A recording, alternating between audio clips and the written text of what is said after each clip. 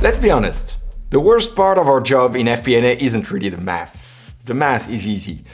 The worst part is spending 3 days building a variance analysis only to realize you have no idea why the numbers are off. You present a table of numbers to your CFO, they ask why did your margin drop, and you have to say, I'll get back to you. That stops today. I'm going to show you how to use the storytelling model we built together. Now this video is a practical tutorial.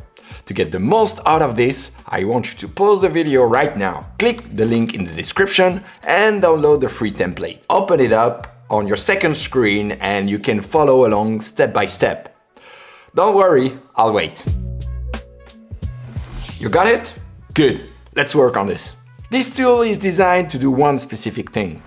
Take your messy raw data, filter it through your specific industry drivers, and spit out the 3 or 4 key root causes you actually need to pay attention to. This is what we call filter the signal from the noise. It handles the PVM, price volume mix, it highlights what's material, and it automates the heavy lifting. But a warning, this tool gets you to the insights. Turning those insights into a story that influences the board, that's on you. Let's see how fast we can get you there. So first things first, garbage in, garbage out. We need to feed the model. Step 0 is just pasting your data into the Dataset tab. So in the Dataset tab, I've kept the requirements simple. You need your standard columns, the scenario, actuals versus budget, categories can be the products, the customers or geographics, the year, the month. The month must be in numbers, not in text, otherwise it will flip the model. And then you have your P&L basics, the revenues, the costs and the margin. Crucial tip here, please keep your costs positive in this column because for the logic to work, we treat costs as an absolute value. The model handles the subtraction later. Now, the most important part, column H and I. You must have a main driver, like volume or hours. The model math engine relies on this. If you leave this blank, well, there will be no calculation.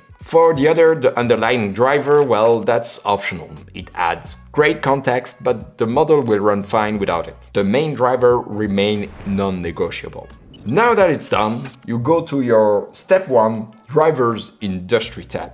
And this is where we tell the model who we are. The first thing that you have to do is to pick your industry and your sub-industry. So here, for example, I will pick up pharma and I will just pick the pharma commercial. And you will see that the drivers will appear directly. So it will be automatically updated and you have your main volume and your underlying volume. A small side note, if you work in a super niche industry that I missed, don't worry, you can unhide the mappings and add your own manually. Next, tell the model how many distinct categories you want to analyze. But there's one thing, I've limited this to 5 to keep the dashboard readable. If you need more than 5, just drop me a message. But honestly, I don't think that we will need to go beyond 5. You'll see the category names populate here in C15 to C19. Well, it automatically takes the name from your dataset. You can just change them if they look weird. You can rename them. Once it's done, you can choose the reference scenario, budget, forecast versus last year. And you can also select the number of months that are included in your dataset. Since it's a year-to-date model, well, it will be quite useful. When it's done, you can jump to the step 2, the business logic. Once it's done, you don't have a lot to do here. Here, the analysis is done. The model has taken your industry, so you will see the revenues, the costs, and the margin in a normal horizontal analysis. You will have your drivers, and you will see the average price or the average cost. But what's interesting there is coming from the price volume mix analysis, because this is the killer feature here. You will have those normal calculations that will come, but what's interesting is that it will highlight points that you will need to dig deeper.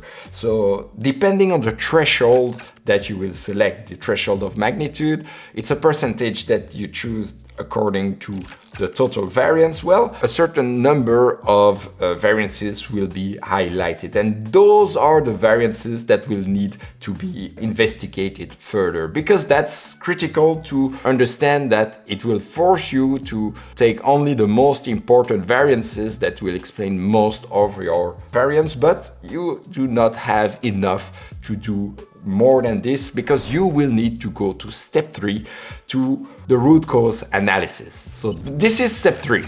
And this is where you stop being a calculator and start being a business partner. This tool lists the major impacts we found in step 2.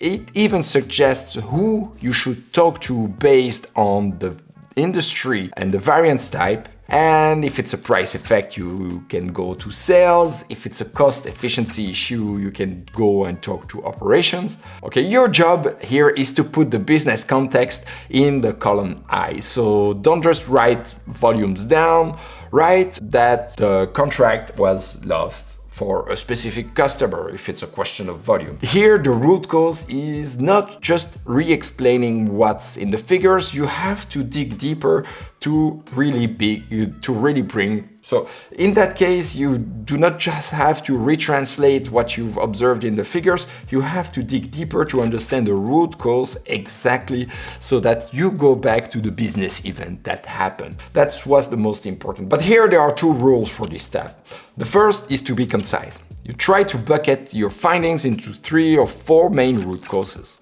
We are trying to build clarity, and more than this will just bring confusion. And the second rule is to be consistent, because if 3 different lines are caused by inflation, but you want to type inflation exactly the same way, you will need to be consistent so that it can be grouped. If a variance is minor, or simply that you don't have anything to say about that, leave it blank. The model will bucket it into others. And once it's done, you can have now the result. By just going to the final step, Waterfall Chart tab, you will find your waterfall chart. It's pre-built, it's dynamic, and the categories on the bottom are just the categories that are coming from your root causes. So here you see the switch.